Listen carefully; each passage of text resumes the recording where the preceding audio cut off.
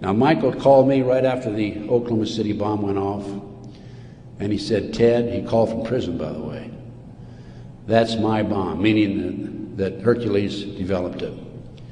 That was not an ammonium nitrate bomb.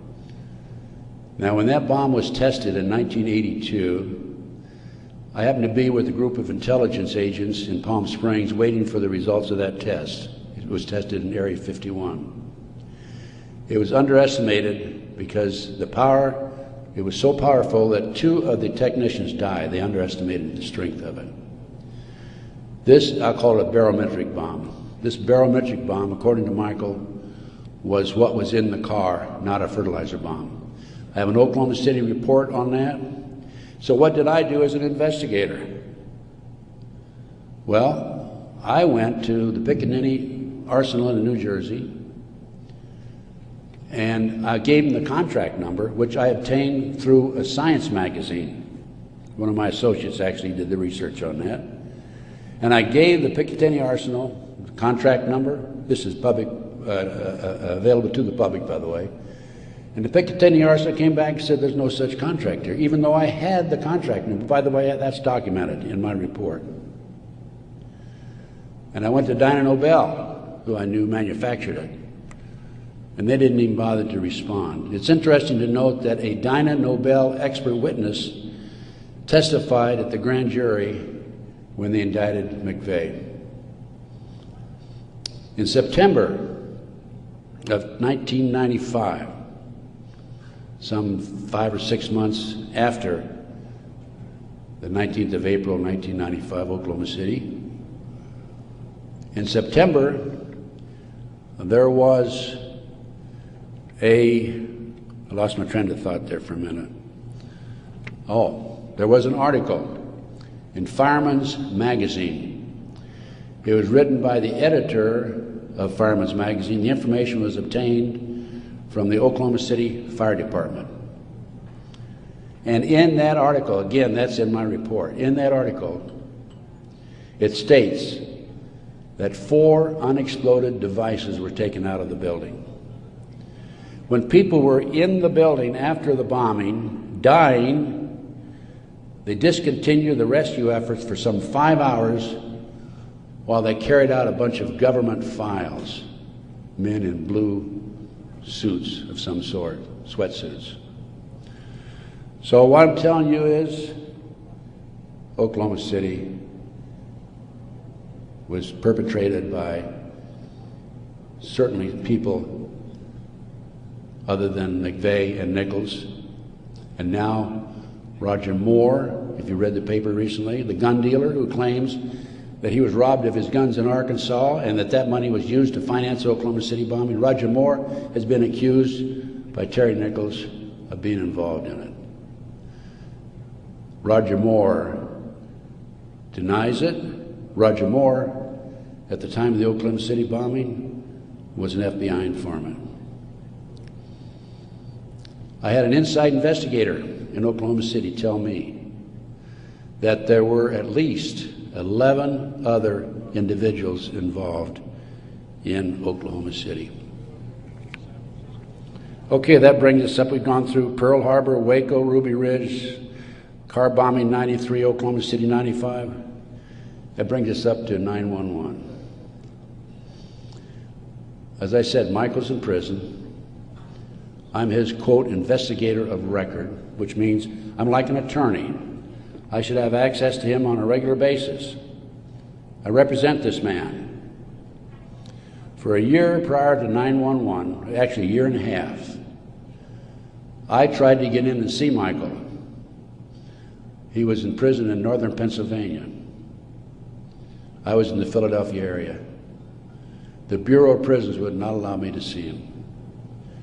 I finally was able to talk to Michael in January 2003. I flew to the East Coast, spent 3 days with him. Michael told me that he had developed information from among his contacts in advance of 9/11 that they were going involved in using missiles airplane missiles, and they were going involved in skyjackings.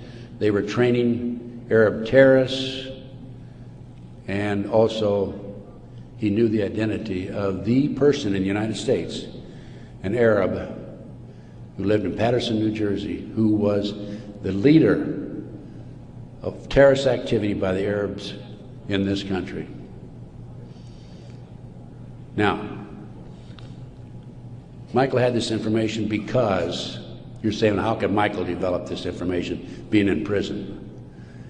Because I met with Osama bin Laden, along with Michael, along with the State Department representative in the spring of 1986. At that time, I was contacted by a former top Ronnie Reagan official who said, can we help the Afghan rebels? They were our friends then. And I called Michael, I said, what do you think? And he said, let's meet. So there was a fourth fellow there. We didn't know at the time it was Osama bin Laden. Has actually used the name Tim Osman, traveling under a Turkish passport. But because of Michael, I passed the ball to him. I just arranged for the meeting and went on. But Michael traveled all over the world putting this package together to furnish the Afghan rebels with the surface-to-air missiles that defeated the Soviets, really, shot down their helicopters. As a result of this, Michael developed sources inside the Arab world. And that's how Michael knew in advance about 9/11. Michael told the FBI on March the 20th, 2001, about this plan to use skyjack airplanes and use them as missiles. He also furnished to the FBI one of his sources, one of his confidential sources inside the Arab group. The FBI interviewed him, threatened him with prosecution, and deported him. That man, along with his family, have disappeared. We think that they're dead. The FBI refused, absolutely refused to look into this situation. More shocking is that Michael had the names of the people who were obtaining the false names of the people, the Arabs who were obtaining false passports. Had their names. He had the source who could furnish him that information.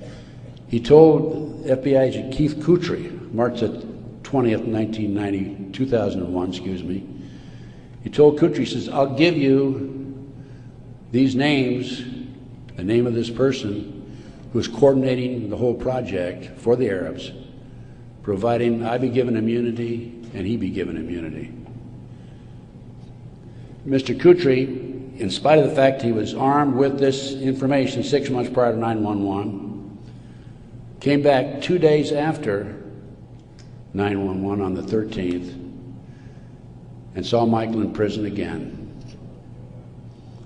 He accused Michael of being anti-government, anti-FBI, being a publicity seeker, and so forth, being disloyal. And so Michael, of course, didn't have much to say after that. Michael's still in prison, as I said. But we had this information, the FBI had this information, did nothing with it.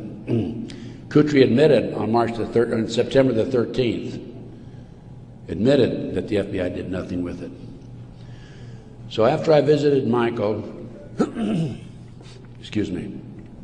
2003, I felt it was important that I confirm that the FBI did meet with him. The Bureau of Prisons would not furnish Michael with the visitors list to confirm it.